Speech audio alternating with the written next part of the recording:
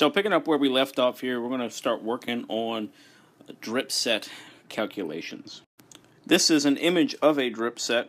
Okay, you can see the solution bag here. You can have the spike right there for the drip chamber. You'll have the drip chamber itself. You can see a macro drip set, which is a large drop set.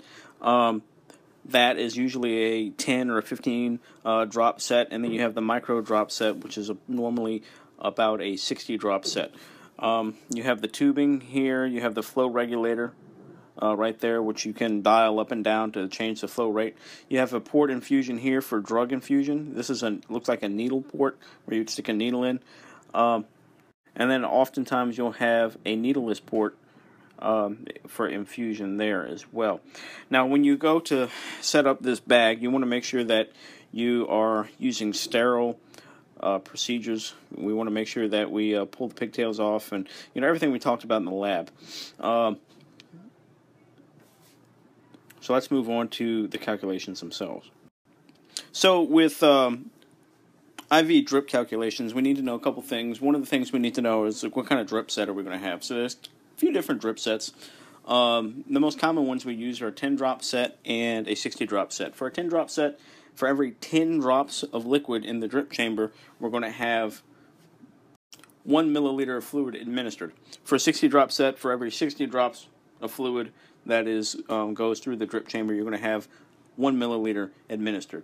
So obviously the more precise one is going to be the 60 drop set. We can change our dosages a little bit more. So we typically use the 60 drop set for medication administration and infusions if we're going to infuse a medication. And that's not something that you'd be doing as a advanced EMT, but it's something that's good to know.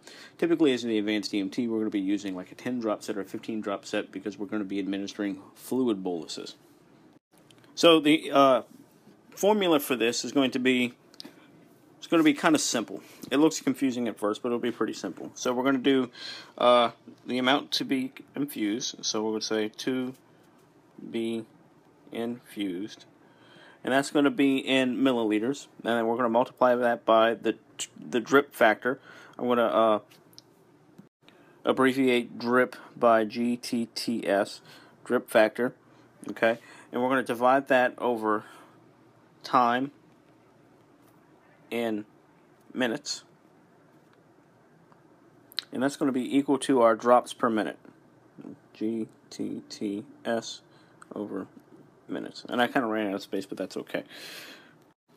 So we get an order for, I don't know, normal saline, okay, and they want us to do an infusion over an hour of 1 liter. So we're going to do 1,000 milliliters times, and let's have a 10 drop set because it looks like that's a large amount of fluid to bolus through, times 10, and we're going to divide that by 60, and that's going to give us our drops per minute. So 1,000 times 10 is 10,000, and then we're going to divide that by 60, and that's going to give us about 166. Oh, let me go back a little bit because I don't want to write 166 because that may be confusing because 60 goes underneath there.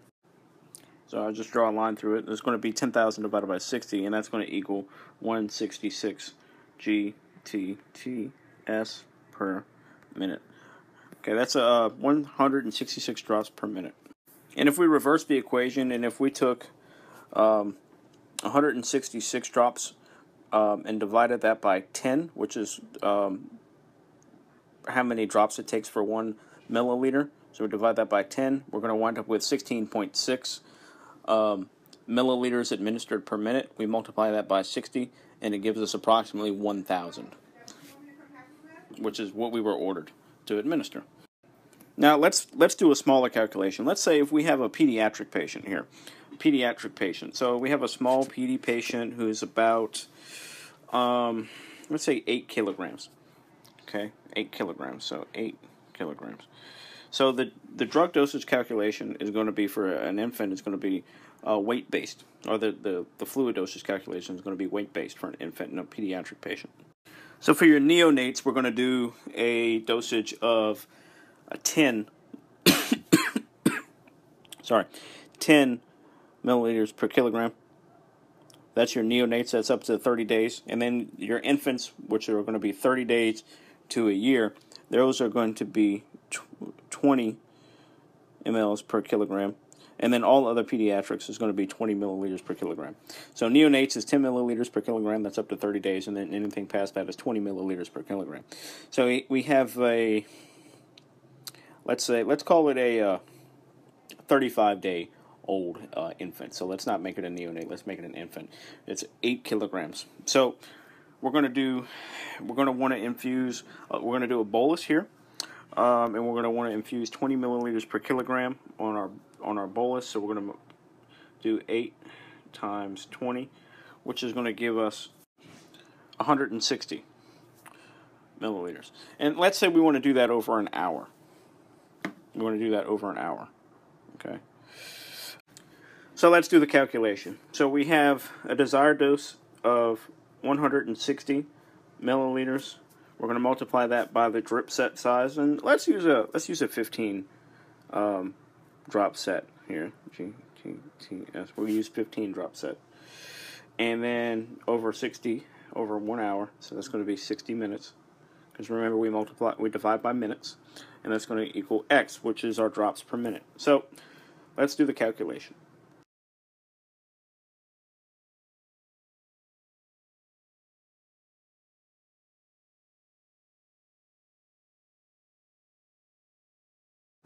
So 160 multiplied by 15 is going to give us 2400.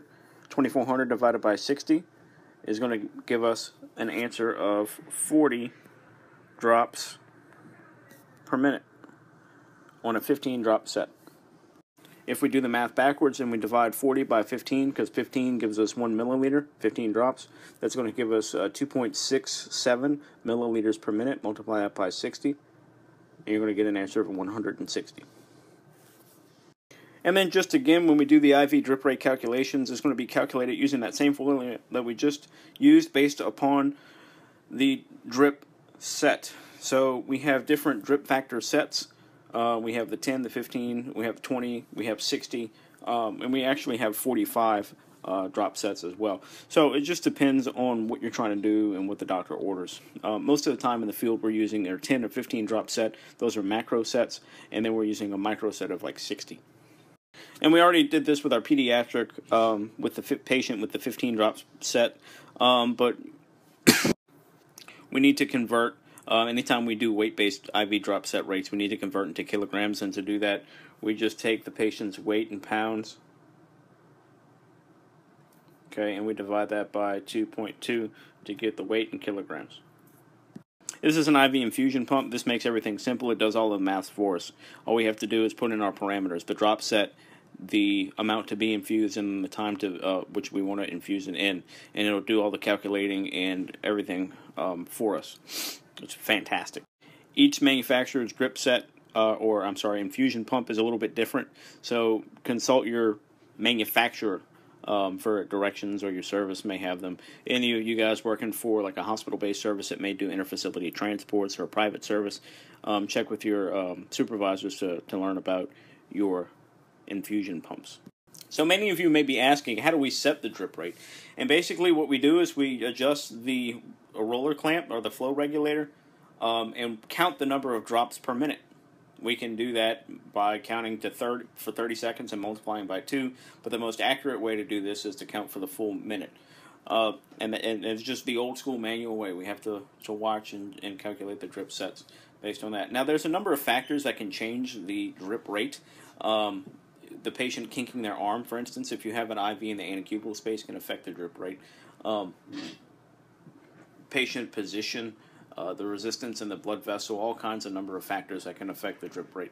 So once you calculate it, you may have to adjust the drip rate as you continue on based upon the patient's position and the circumstances surrounding the transport. So anytime we give a medication, we want to perform a history and we want to do an assessment to determine whether or not the medication is indicated and if it's contraindicated. This is also true with fluids as well. A lot of patients are allergic to the preservatives in fluids. There are some fluids that we want to give to patients occasionally that we can't due to reasons like congestive heart failure. We may not want to overload a patient's heart who has congestive heart failure, even if they are dehydrated a little bit. We may want to kind of back off, or it may be absolutely contraindicated. Somebody who has, for example, pulmonary edema, where you have fluid in their lungs, we don't want to give them fluid because they're already overloaded with fluid. It's already leaking out in the capillaries and into the lungs. So that would be a situation where we don't give fluid. We need to know all kinds of different things about the patient before we administer medications. What medications are they currently on? Do they have any drug allergies? Do you have any condition which might contraindicate the use of a particular drug? So like kidney failure, renal failure, or hepatic failure, liver failure. Those two things are common contraindications if the patient is experiencing those two things on some of your drugs. Make sure that you obtain a complete baseline set of vitals before administering any medications. And then document the procedure that you use to administer the medication. From everything from drawing up the medication to how you gave it and the patient's reaction to the medication. Make sure that you reassess the patient after giving your medication and document the findings. Now, don't reassess your patient like immediately after you give the medication, right? Because there's not going to have time to see any effects.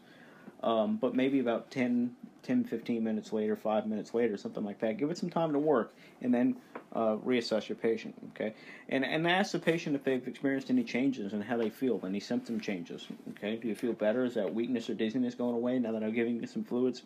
And if they have any side effects, and we want to document any side effects or new symptoms that the patient might have. Anytime we give a medication, but whatever route, we want to use aseptic technique. If we're inserting an IV or we're starting a intramuscular injection, we want to make sure that we use alcohol. Anytime we break the skin and perform an invasive procedure, we're going to use alcohol preps or iodine to clean the site. First, we're going to identify the site where we want to puncture the skin at. We're going to take a sterile alcohol swab and in a circular motion from the inside out, from where we're going to insert the needle out, we're going to just clean that area just like this in a circular motion, starting from the inside and working your way out. Now that X right here, that's going to be my insertion site for my needle. Once you've cleaned the area, we don't touch it. It's a no-go zone. The only time we touch it is to insert the needle. Make sure that you allow the skin to dry completely. That's going to make sure that you kill the most bacteria and pathogens that are on the skin, and don't allow the equipment that you're using on the patient to become contaminated. If you pull out an IV and you uncap the needle and you hit a bump and the needle goes into the bench seat, that's a no good needle. You got to throw that out and uncap a new one and use another one. If the spike on the drip set becomes contaminated while you're trying to insert it into the bag, that's a no good drip set. We have to get another one. For your own safety, always use standard precautions. When you're breaking the patient's skin, you have the ability to get blood on you. Never recap a contaminated needle. Always be careful with that. Always just dispose of them in the biohazard containers, the sharps containers. And then try to avoid performing percutaneous procedures in the back of the ambulance while it's moving. Percutaneous just means anything where you're breaking the skin, so IVs and things like that. We all know that sometimes we have to do that, but if you can avoid it, please do so. It's better to start one while the ambulance is stopped at a red light or a stop sign or something like that than it is in the moving while it's moving. You have the potential for a stick, and we don't want that if you lose control of the needle. Sublingual administration of medication just goes right there under the tongue. The patient will just have the sublingual nitro or whatever you're giving sublingually dissolve right there, and it'll absorb across the membrane, the capillary beds in the mouth. Oral medication administration, the most common oral medication that you're going to be giving is the aspirin. Aspirin, we give it baby aspirin chewable. They just chew it up and swallow it. The most common sublingual medication that we're going to administer is nitroglycerin, nitro. We just give that right under. We give it either in tablet form or we give it in a solid form. Now, we also can give glucose, oral glucose sublingually, but that's not something that we do often. Nebulized medication administration, we give beta-2 agonist and anticholinergics that are nebulized. They're turned into like a fine mist that the patient will breathe in, and they'll go in and they'll directly impact the lungs. An example of a beta-2 agonist that we administer is albuterol. An example of an anticholinergic that we administer is Atrovent. Atrovent will come in and it'll inhibit the parasympathetic nervous system. Albuterol will come in and excite the sympathetic nervous system. The These fine mists will come in, they'll go down into the respiratory area, and they make contact with membranes inside of the lungs and start to act on those membranes.